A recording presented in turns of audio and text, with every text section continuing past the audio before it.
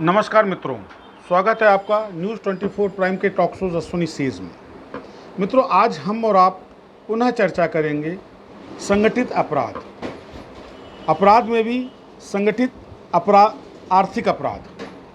मैं बात कर रहा हूँ मोबाइल सर्विस प्रोवाइडर कंपनियों द्वारा भारत सरकार की संस्था ट्राई के संरक्षण में एकजुट होकर के जो एक संगठित अपराध आम उपभोक्ता के साथ किया जा रहा है उस पर।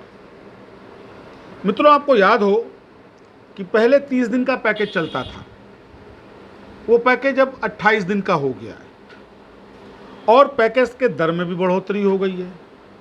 सेवाओं में कोई विशेष लाभ उपभोक्ता को नहीं दिया गया।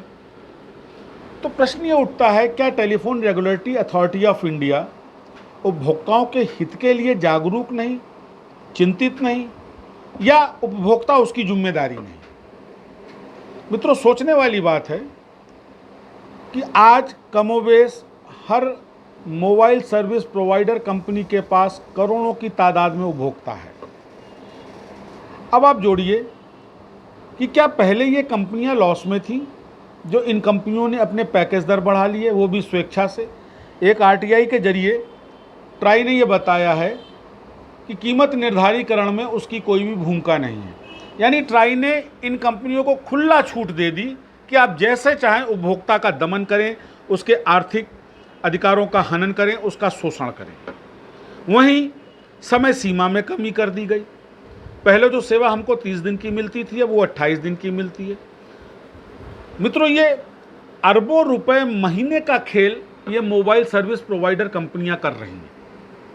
और दुख का विषय ये है कि भारत सरकार का ministry of broadcasting and telecommunication हो या telephone regulatory authority of India try, ये सब इस संबंध में आंख मीच के बैठी हुई है। क्यों? क्योंकि एक आम आदमी का मसला है।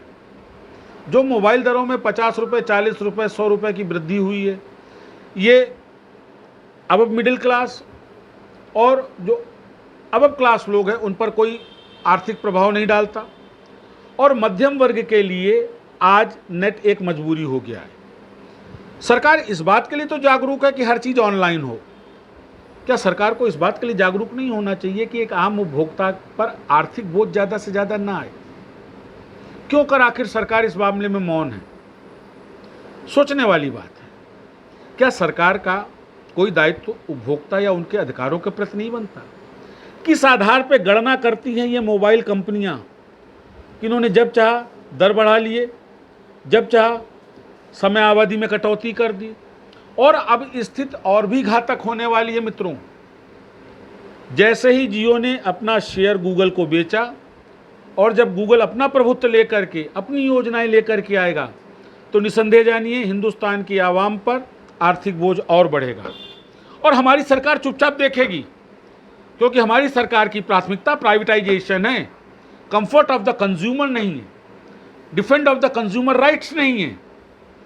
यह केवल सोशोबाजी की बातें हैं कि हम उपभोक्ता अधिकारों के लिए एक अलग मंत्रालय बना रहे हैं, एक अलग ग्रीवियांस सेल बना रहे हैं। डिस्पोजल क्या है? आज भी अरबों रुपए का खेल कॉल ड्रॉप के नाम पर होता है, लेकिन सरकारें मौन, व्यवस्था चुप।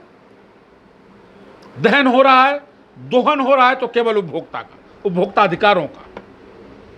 यह लोकतांत्रिक नहीं है। हमको आपको पार्टीगत सोच से हटना पड़ेगा। आप इस मुद्दे को एक कांग्रेसी या भाजपा या सपा या बसपाई होकर ना सोचें। आप इस मुद्दे को एक आम नागरिक होकर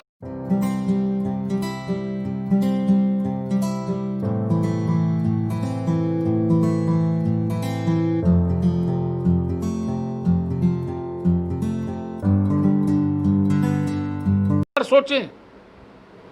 साथियों, जब 100 रुपए की बढ़ोतरी होती है तो एक मध्यम वर्ग के घर का बजट बिगड़ता है।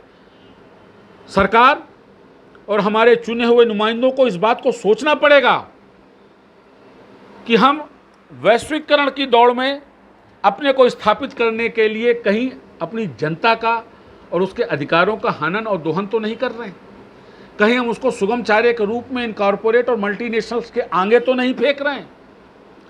कहीं देश एक बार फिर आर्थिक गुलामी की तरफ तो अग्रसर नहीं है, क्योंकि इसी तरीके से east India company India I थी याद हो आपको, 150 साल ईस्ट इंडिया कंपनी और 100 साल क्वीन विक्टोरिया ने, 250 साल राज किया था इन अंग्रेजों ने देश को आर्थिक गुलाम बना के।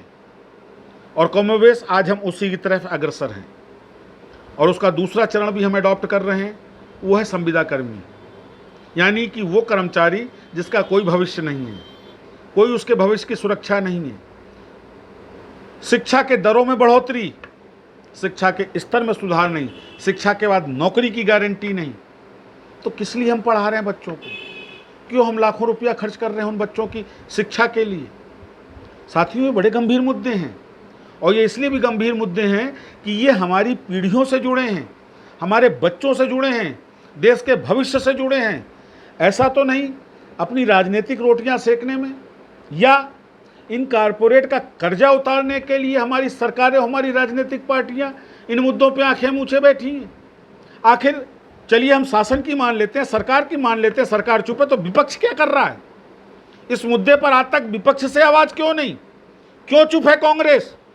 राफेल पे तो आप चिल्लाते हैं, क्या कभी इस आर्थिक दोहन और शोषण के प्रति आपने आवाज उठाई? क्यों चुप है सपा और बसपा? योगी सरकार का विरोध है, लेकिन इस बृहद स्तर पर जो ये आर्थिक अपराध कारित किया जा रहा है संगठित रूप से, इस पर ये पार्टियां चुप क्यों?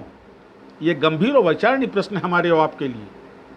मित्रों, अब जागना पड़ेगा अपने अधिकारों के लिए, अपने बच्चों के भविष्य के लिए और आर्थिक गुलामी की तरफ अग्रसित होते देश को बचाने के लिए। हम आप ऐसे ही बेबाक चर्चा करते रहेंगे इन विषयों पर, जिन विषयों पर समाज मौन है, जिन विषयों पर सरकार मौन है, जिन विषयों पर व्यवस्था मौन है। आप हमारा चैनल सब्सक्राइब करें और हमें लाइक करें। नमस्कार।